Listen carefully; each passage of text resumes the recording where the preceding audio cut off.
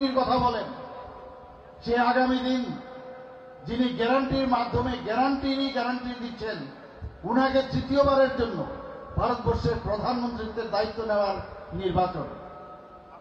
বন্ধুগণ, আজকে এখানে উপচে পড়া ভিড় দেখে আমি অত্যন্ত খুশি। এর আগে আমি কয়েকবার সুরমাতে এসেছি, কিন্তু এইবার আমরা দেখলাম জাতি জনজাতি মিলে যেভাবে এখানে সবাই একসাথে এখানে আপনারা উপস্থিত হয়েছেন, সত্যিই সেটা মানে আমি কি বলবো, এটা আমার কাছে অভাবনীয় এবং অত্যন্ত আমার ভালো লাগলো এখানে এসে। মাননীয় প্রধানমন্ত্রীজি কিছুদিন আগে আপনারা জানেন যে বিবেকানন্দ যে ময়দান, আস্তাবল ময়দান আগরতলায়, সেখানে উনি এসেছিলেন। এসে কি বলেছেন যে আমি যে 10 বছর যে প্রধানমন্ত্রীজির দায়িত্ব আমি নিয়েছি এবং যেভাবে আমি দেশকে চালিয়েছি সেটা অনেকটা ট্রেইলার। বলেছে ये तो ट्रेलर है और पिक्चर तो अभी बाकी है। নিশ্চয় আপনাদের মনে আছে এই কথাটা। অর্থাৎ আগামী দিনে কি হবে আমরা বুঝতে পারছি যখন আমাদের তৃতীয়বারের জন্য মাননীয় প্রধানমন্ত্রী মোদীজি আবার এই প্রধানমন্ত্রীজির দায়িত্ব নেবেন। বন্ধুগণ, 2014 আগে এই দেশ টিকবে কি টিকবে না এই নিয়ে একটা আমরা সন্দিহান ছিলাম। দেশের কি অবস্থা ছিল, মিলিজুলি সরকার বিভিন্নভাবে দুর্নীতিতে যুক্ত ছিল, আমরা সবাই জানি। আমাদের এই দেশ টিকবে কি টিকবে না এমন একটা অবস্থার মধ্যে দাঁড়িয়েছিল। সেই জায়গায় দাঁড়িয়ে যখন 2014-তে আমাদের যশস্বী প্রধানমন্ত্রী নরেন্দ্র মোদীজি যখন দায়িত্বভার নিলেন, তখন উনি বুঝিয়ে দিলেন দেশকে কিভাবে চালাতে হয়। সেটা উনি সমস্ত আমাদের মানুষের কাছে একটা প্রকৃষ্ট উদাহরণ হিসাবে উনি সেটা দেখিয়ে দিলেন। সারা পৃথিবীর মধ্যে আজকে G20-তেও মাননীয় প্রধানমন্ত্রীজিকে আমরা দেখেছি। সারা পৃথিবীর রাষ্ট্রনেতারা এখন মাননীয় প্রধানমন্ত্রীজিকে একটা অন্য চোখে দেখছেন। আজকে ভারতবর্ষ এমন এক জায়গায় গেছে যেখানে বলা হচ্ছে যে আমরা আগামী দিন যে বিশ্ব বন্ধুর যে স্থান মাননীয় প্রধানমন্ত্রীজির নেতৃত্বে নিয়েছে, সেই দিকে আবার দাবিত হবে। সেটাই আমাদের যে ইচ্ছা, সেই দিকে আমাদের আগামী দিনে সেই দিকে আমরা প্রভাবিত হব। বন্ধুগণ, আমরা দেখেছি আগে যে আমাদের দেশের মধ্যে যেখানে নিরাপত্তার সুরক্ষার প্রশ্ন, আমাদের এখানে পাকিস্তানের যে টেররিস্টরা আমাদের সোলজারদের গলা কেটে ভারতবর্ষে ফেলে রাখত। নিশ্চয় আপনাদের মনে আছে। সেই জায়গায় বিভিন্ন জায়গায় জম্মু কাশ্মীর বিভিন্ন আমাদের সেই মুম্বাইয়ের ঘটনা আপনারা মনে আছে, নর্থ ইস্টের ঘটনা মনে আছে। সব জায়গায় টেররিস্টদের আনাগোনা ছিল। বোম ব্লাস্টিং থেকে শুরু করে মানুষকে ধরে নিয়ে যাওয়া, মুক্তিপণ, খুন, সন্ত্রাস, এগুলো তো আমরা দেখে এসেছিলাম। কিন্তু মাননীয় প্রধানমন্ত্রীজি যখন সেই এয়ার স্ট্রাইক করলেন, সার্জিক্যাল স্ট্রাইক করলেন, তারপর কিন্তু আর পাকিস্তানের সেই আর সাহস এরপর থেকে আর দেখা দেয়নি। আমাদের প্রধানমন্ত্রীজি একটা সুরক্ষা দিক দিয়ে যেখানে প্রশ্ন, আজকে আমাদের আর্মি থেকে আরম্ভ করে, মিলিটারি থেকে আরম্ভ করে, এয়ারফোর্স থেকে আরম্ভ করে, নেভেল ফোর্স, সব দিকে যেভাবে ওনাদেরকে শক্তিশালী করেছে, এখন কোন দেশ এখন কোন অবস্থায় ভারতের দিকে চোখ রাঙিয়ে কথা বলে না, সম্মানের সাথে কথা বলে। বন্ধুগণ, আমরা দেখেছি ইউপিএ গভর্নমেন্টের সময় বা এর আগেও নেহরুজির যখন এই সরকারে বসেছিলেন, আমাদের ভারতবর্ষের হাজার হাজার বর্গ কিলোমিটার চাইনা এখনো দখল করে নিয়েছেন। কিন্তু এখন যখন আমাদের এই মাননীয় প্রধানমন্ত্রীজি দেশ শাসনভার গ্রহণ করলো, আমরা কিন্তু দেখলাম যে 1 ইঞ্চি জায়গা আর কোনো এই বিদেশের কোনো জায়গা, চাইনা হোক পাকিস্তান হোক, কারোর হিম্মত হয়নি আমাদের একটা জায়গা 1 ইঞ্চি জায়গা নেওয়ার। বন্ধুগণ, আমরা দেখতাম প্রধানমন্ত্রীজি বারবার বলছেন যে নর্থ ইস্ট যদি ডেভেলপ না হয় তাহলে আমাদের দেশও ডেভেলপ করবে না। যে কারণে মাননীয় প্রধানমন্ত্রীজি অ্যাক্ট ইস্ট পলিসি গ্রহণ করলেন। অ্যাক্ট ইস্ট পলিসিতে আমরা কি দেখলাম আমরা দেখলাম প্রধানমন্ত্রী যে 11টার মতো শান্তি চুক্তি করেছে শুধু নর্থ ইস্টে শান্তি এবং সম্প্রীতির মধ্যে রাখার জন্য। কিছুদিন আগে আমাদের ত্রিপুরা সরকার এবং আমাদের গভর্নমেন্ট অফ ইন্ডিয়া এবং ত্রিপুরা মথার এই তিনজনের মধ্যে একটা চুক্তি স্বাক্ষরিত হয় এবং সেখানেও এই 11টা প্লাস 1 মিলে আমাদের 12টা এই চুক্তি সম্পাদিত হয়েছে। এখন একটা শান্তির বাতাবরণ চলে এসছে। প্রধানমন্ত্রীজি বলছেন যে অষ্টলক্ষ্মী অর্থাৎ সিকিম যখন এই 7টা দেশে আমাদের যে 7টা স্টেট আছে তার সাথে যখন যুক্ত হলো তখন অষ্টলক্ষ্মী হলো। আমি যখন বিভিন্ন মুখ্যমন্ত্রীদের সাথে নেসাকের যে বৈঠক হয় নর্থ ইস্টের জন্য, তখন আমি যখন বসি আমাদের সমস্ত এই যে 8টা স্টেটের মুখ্যমন্ত্রীরা একসাথে আমরা যখন বসি সেখানে সবাই বলছে এখন মনে হচ্ছে আমরা ভারতবর্ষে আছি। একটা সময় ছিল তারা বলতো যে আমরা বুঝতে পারতাম না ভারতবর্ষে আছি কি না, এরকম একটা অবস্থা ছিল। স্টেট ইন্টার স্টেটের বর্ডার সমস্যা, বিভিন্ন সমস্যা নিয়ে সেখানে সমস্যায় জর্জরিত ছিল। কিন্তু আমরা দেখলাম মাননীয় প্রধানমন্ত্রীজি এবং আমাদের যশস্বী হোম মিনিস্টার সাহেবের যে হস্তক্ষেপে আজকে আমরা 12টা শান্তি চুক্তি এখানে সম্পাদিত করেছি। বন্ধুগণ, আমরা বারবার বলছি জাতি জনজাতির ঐক্য, ত্রিপুরা এক ত্রিপুরা শ্রেষ্ঠ ত্রিপুরা যতক্ষণ ধরে আমরা না করব ততক্ষণ ধরে আমাদের ত্রিপুরা উন্নয়ন হবে না। আমাদের মাননীয় প্রধানমন্ত্রীজি বারবার বলছেন যে নর্থ ইস্ট যদি ডেভেলপ না হয় তাহলে ভারতও ডেভেলপ করবে না। আর আমি বলছি জনজাতিদের যদি উন্নয়ন না হয় তাহলে ত্রিপুরা উন্নয়ন হবে না। আমি সেইভাবে কথা বলছি বন্ধুগণ। এবং আমরা দেখছি আজকাল আপনারা জানেন যে মাননীয় প্রধানমন্ত্রীজি যখন এই 2014-তে উনি প্রধানমন্ত্রীজির দায়িত্ব নিলেন, এই জনজাতিদের 2019 থেকে 24 পর্যন্ত প্রায় 7 জনের মতো আমাদের যারা বিশিষ্ট ব্যক্তি তাদেরকে পদ্মশ্রী দিয়ে ওনাদেরকে সম্মান করেছেন। আপনারা সবাই জানেন যে 1942 সালে অর্থাৎ দ্বিতীয় বিশ্বযুদ্ধের শেষের দিকে যখন ত্রিপুরাতে one of the oldest airport ছিল, সেটার নাম হচ্ছে সিঙ্গারবিল এয়ারপোর্ট।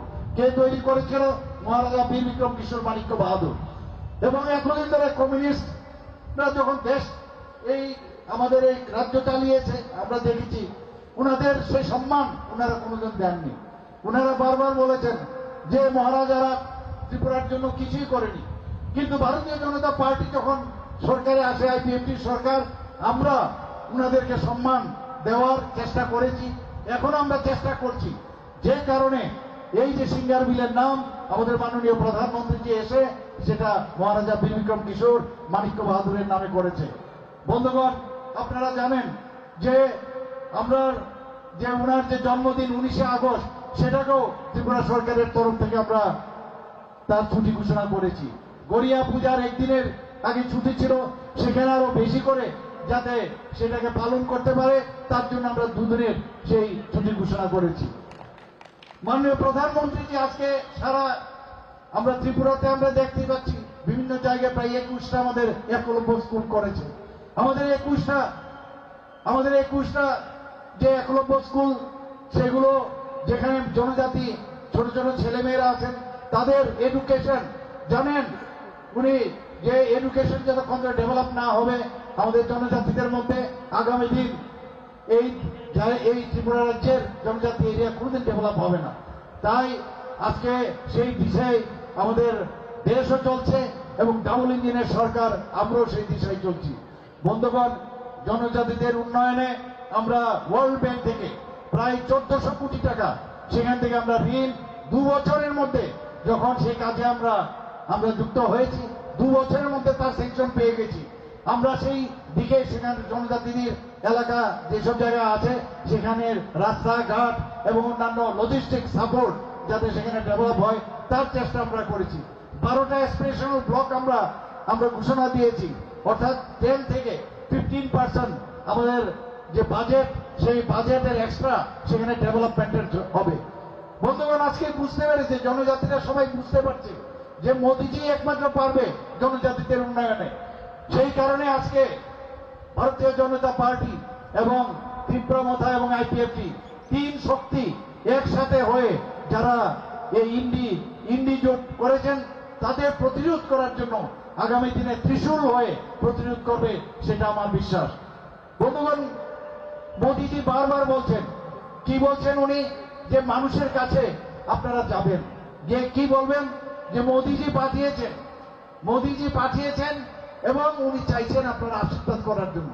আজকে মোদীজি আমাদের যেভাবে একটা চাইওয়ালা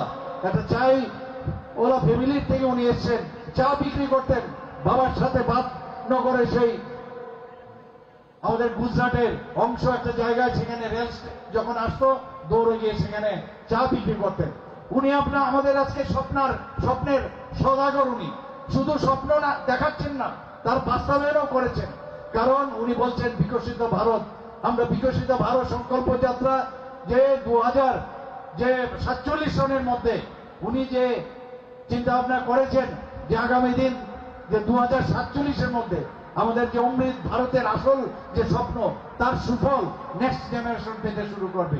বন্ধুগণ, আমরা জানি এবারের কিছুদিন আগে আমাদের মাননীয় প্রধানমন্ত্রীজি যখন ইস্তেহার ঘোষণা করছিলেন, সেখানে আমরা কি দেখলাম, বন্দে ভারত বললে আরো বন্দে ভারত আরো তৈরি হবে ভারতবর্ষে। শুধু তাই নয়, এই যে আমাদের গুজরাট আহমেদাবাদ থেকে বোম্বে পর্যন্ত যে বুলেট ট্রেন শুরু হওয়ার পথে, শুধু সেখানেই হবে না, উনি বলছেন যে সেটা আমাদের উত্তর ভারতে হবে, দক্ষিণ ভারতে হবে, পূর্ব ভারতেও বুলেট ট্রেন একটা করে উনি দেবেন। বন্ধুগণ, আমরা জানি প্রধানমন্ত্রীর সবচেয়ে বড় যে যোজনা, সেটা হচ্ছে আমাদের প্রধানমন্ত্রীর জন আরোগ্য যোজনা। স্বাস্থ্যের দিক দিয়ে সমস্ত মানুষ যাতে সেই স্বাস্থ্যের অধিকার থেকে বঞ্চিত না হয়, সেই বিষয়টা উনি করেছিলেন। 5 লক্ষ টাকা করা প্রতিটি ফ্যামিলি প্রতি বছর করে পাবে। এবং আমরা কি দেখলাম, যে এইবারের যে ইস্তেহারে উনি বলেছেন যারা এখানে বয়স 70-এর উপরে, ওনাদের জন্য আমি সুখবরটা দিচ্ছি, তাদেরকেও এইবার যেটা এই প্রধানমন্ত্রী জন আরোগ্য যোজনায় সে কাভারেজ ছিল না, তারা এখন 70 বছরের উপরে, তার মধ্যে কোনো ক্যাপিং হবে না, তারা সবাই 70 বছরের উপরে আসলে প্রধানমন্ত্রী জন আরোগ্য যোজনার সুযোগ পাবে। ট্রান্সজেন্ডারদের জন্য সেই সুযোগ উনি রেখেছেন। বন্ধুগণ, উনি একের পর এক কঠিন সিদ্ধান্ত নিচ্ছেন, উনি গ্যারান্টির কথা বলছেন। আমরা 370 ধারার কথা যদি কথা বলি, আগে 370 ধারা আমাদের ডক্টর শ্যামাপ্রসাদ মুখার্জি এই 370 ধারা যখন বিলোপ করার জন্য উনি জম্মু অ্যান্ড কাশ্মীরে শহীদ হলেন, সেটাকে এই গ্যারান্টির মাধ্যমে প্রধানমন্ত্রী নরেন্দ্র মোদীজি এই 370 ধারা অবলুপ্তি করেছেন। বিরোধীরা কি বলছেন, যে আগামী দিনে যদি ভারতীয় জনতা পার্টি বা এনডিএ সরকার যদি আসে, সংবিধান নাকি রক্ষা হবে না। বন্ধুগণ, আমরা বারবার বলছি যে সংবিধান যদি আমাদের বি.আর. আম্বেদকরজি নিজেও আসেন, এই সংবিধানকে পরিবর্তন করা যায় না। একটা ভুল বুঝানোর একটা চেষ্টা এবং প্রক্রিয়া এখনো বিরোধীদের তরফ থেকে সে চেষ্টা চালিয়ে যাচ্ছে। আমরা দেখেছি 370 ধারা বিলোপ করার পর আজকে জম্মু অ্যান্ড কাশ্মীরে সেখানে যারা বসবাসকারী সবাই বলছে যে না, এতদিন বাদে আমরা মনে হচ্ছে যেন স্বাধীনতার স্বাদ পেয়েছি আমরা। 370 ধারাতে কি বলছেন, ডক্টর বি.আর. আম্বেদকর বলেছেন, কোনদিন বলেননি যে একই দেশের মধ্যে একই বিধান, একই নিশান আর একই প্রধান থাকবে, সেটা কোনোদিন সম্ভব নয়। তাহলে এইটা যদি অবলুপ্ত করে থাকে, তাহলে তো উনি সংবিধান বাঁচিয়েছেন আমাদের মাননীয় প্রধানমন্ত্রী। আজকে বারবার ওনারা বলছেন যে ত্রিপুরাতে নাকি গণতন্ত্র নেই, গণতন্ত্র নাই। ইন্ডি জোটের, ইন্ডিয়া তো আর নেই, অ্যালায়েন্স তো নাই, ইন্ডি জোটের ত্রিপুরাতে নাকি গণতন্ত্র নেই, গণতন্ত্র নেই। আপনারা নিজেরা দেখেছেন, যারা বলছেন এত সুন্দরভাবে বিভিন্ন জায়গায় গিয়ে বক্তৃতা দিতে পারছেন, ভাষণ দিতে পারছেন, লোকজন নেই। কারণ ওনারা যে ভাষায় কথা বলেন মানুষ বুঝে গেছে যে এগুলো অভিনয় ছাড়া আর কিছু নয়। এখন আমরা গত পরশুদিন যে পশ্চিম আসনের যে আমাদের পার্লামেন্টারি ইলেকশন হলো, লোকসভার ইলেকশন হলো, সারা ভারতবর্ষের মধ্যে আমরা হাইয়েস্ট এখানের যারা মতদাতা তাদের 81% সারা ভারতবর্ষের মধ্যে প্রথম স্থান অধিকার করেছে, সেই ভোটদান সেখানে করেছেন। আমি নিশ্চিত যে পূর্ব আসনেও আগামী 26শে এপ্রিল যে ভোট এখানে হবে আমাদের রাজকন্যা মহারানী কৃতি সিং দেববর্মা মহোদয়াকে। আপনারা সেইভাবে ভোট দিয়ে সেই 81%-এর সাথে কম্পিটিশন হওয়া উচিত এবং ভারতবর্ষের মধ্যে তারও স্থান হওয়া উচিত। বন্ধুগণ, আমরা দেখছি এখন অরণ্যরোদন, আমাদের ক্রোকোডাইল টিয়ার্স আমরা দেখেছি। এই আমাদের যারা আজকে এত বছর ধরে যারা এই জনজাতিদের জন্য খালি আমরা দেখতাম ভোট বাক্সে পরিণত করেছে, সেই রিয়াং শরণার্থীদের তাদের জন্য কিচ্ছু করেনি। ভারতীয় জনতা পার্টি আসার পর মাননীয় প্রধানমন্ত্রীজি তাদের সেটেলমেন্টের জন্য 500 থেকে 600 কোটি টাকা দিয়ে তাদের সেটেলমেন্টের জন্য 12টা জায়গায় সেই ব্যবস্থা করেছেন। ওখানে স্কুল থেকে আরম্ভ করে, সেখানে ইলেকট্রিফিকেশন থেকে আরম্ভ করে, খাদ্য থেকে আরম্ভ করে, বিভিন্নভাবে আর্থিকভাবে সাহায্য করার থেকে সব দিকে আমাদের মাননীয় প্রধানমন্ত্রীজি সেই কাজটা করছেন। কিন্তু এর আগে আমরা দেখিনি আমাদের এই দুঃশাসন কুশাসন প্রায় 35 বছরের যে রাজত্বকালে আমরা দেখেছি। 2018-এ আমাদের মাননীয় প্রধানমন্ত্রীজি আমাদের মুক্তি দিয়েছেন এবং আমরা তার ফলে উনি আমাদের মুক্তি দিয়েছিলেন 2018-তে এবং 2018-র পর আমরা 2019-এ উনাকে 2টো পদ্মচিহ্নে ভোট দিয়ে 2টো আসন আমরা উপহার দিয়েছিলাম। আবার 2023-এও আবার উনি উনার মার্গদর্শনে এই ত্রিপুরাতে ভারতীয় জনতা পার্টি এবং আইপিএফটির সরকার সেখানে প্রতিষ্ঠিত হয়। এখন ত্রিপুরা মতো আমাদের সাথে যুক্ত হয়েছে। তো এই সরকার এখন আগামী দিন সাধারণ মানুষের জাতি জনজাতি সবার জন্য আমরা কাজ করব, সেই অঙ্গীকার আজকের এই যে নির্বাচনের সমাবেশে যারা উপস্থিত আছেন তাদের সামনে আমি রাখছি। বন্ধুগণ, মোদীজির হাত অবশ্যই আমাদের শক্তিশালী করতে হবে। দুর্নীতিমুক্ত রাষ্ট্র যদি গঠন করতে হয়, রাষ্ট্রবাদী চিন্তাধারা আর্থসামাজিক যে উন্নয়ন যে চিন্তা ভাবনা করছেন তার উন্নয়নের জন্য মোদীজির হাত অবশ্যই আমাদের শক্তিশালী করতে হবে। 370 যে উনি যে আমাদের বলেছেন যে ভারতীয় জনতা পার্টির একা 370 আমাদের আসন সংখ্যা এবং আমাদের যারা অ্যালায়েন্স পার্টনার তাদেরকে নিয়ে 400-র অধিক আমরা আসন সংখ্যা পাবো। 370 কেন এই যে নির্দিষ্ট একটা সংখ্যা বললেন, এই আমাদের 370 আর্টিকেল বিলোপ করলেন, তাকে সম্মান দেওয়ার জন্য আমাদের মাননীয় প্রধানমন্ত্রীজি 370 যে সংখ্যাটা বললেন। বন্ধুগণ, আমরা দেখেছি 2014-তে 2019-এ মাননীয় প্রধানমন্ত্রীজি যখন যে কথাটা বলেন যে 370 400, সেটা দেখা গেছে যে গ্যারান্টি যেটা বলছেন সেটা আক্ষরিক অর্থেই সেটা হয়। এবং আমি নিশ্চিত যে আগামী দিনে ভারতীয় জনতা পার্টির নেতৃত্বাধীন সরকার এবং কেন্দ্রে অবশ্যই সেটা হবে এবং আমাদের ত্রিপুরাতেও এই যে ডাবল ইঞ্জিনের সরকার একসাথে মিলে এক ত্রিপুরা শ্রেষ্ঠ ত্রিপুরা আমরা করব। বন্ধুগণ, এখানে এই তত্ত্ব রৌদ্র আপনারা এখানে দীর্ঘক্ষণ ধরে আপনারা বসে আছেন। আমি নিশ্চিত যে আগামী দিন আমরা এখান থেকে আমরা যেভাবে আমরা এখান থেকে আমাদের নেতা নেত্রীরা যা বলেছেন সেইগুলো মানুষের কাছে দিয়ে নিয়ে যাবেন। মোদিজি আমাদেরকে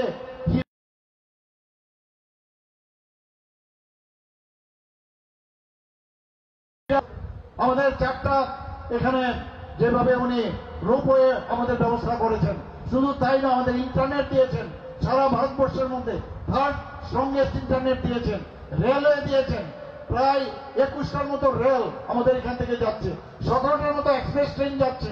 শুধু তাই নয়, আমাদের এখানে এত সুন্দর একটা এয়ারপোর্ট আমাদের মাননীয় প্রধানমন্ত্রীজি আমাদের দিয়েছেন। যখন আমাদের এখানে মৈত্রী সেতু শুরু হয়ে যাবে তখন সাউথ ইস্ট এশিয়া প্রবেশদ্বার হবে। এখান থেকে যে ট্রায়াল রান হয়ে গেছে আখাউড়ার থেকে, আখাউড়া যে রেল সে বিষ্ণুপুর থেকে হয়ে গেছে, সেটা যখন শুরু হবে ত্রিপুরার থেকে আগরতলা থেকে কলকাতায় যেতে আমার কাছে যা খবর আছে 5 থেকে 6 ঘন্টার মধ্যে আমরা কলকাতায় পৌঁছে যাব। ত্রিপুরার চেহারাই পাল্টে যাবে আগামী দিন। বন্ধুগণ, কাজে প্রধানমন্ত্রীজিকে আমাদের অবশ্যই আগামী দিনে আবার তৃতীয়বারের জন্য আমরা দেখতে চাই। এর জন্য আমি বলবো আমাদের পশ্চিম আসনের তো ভোট হয়ে গেছে এবং নিশ্চয়ই আপনারা সবাই সকাল সকাল উঠে আপনাদের বিজয়িকা বলেছেন সকাল সকাল উঠে আপনারা ভোট কেন্দ্রে যাবেন এবং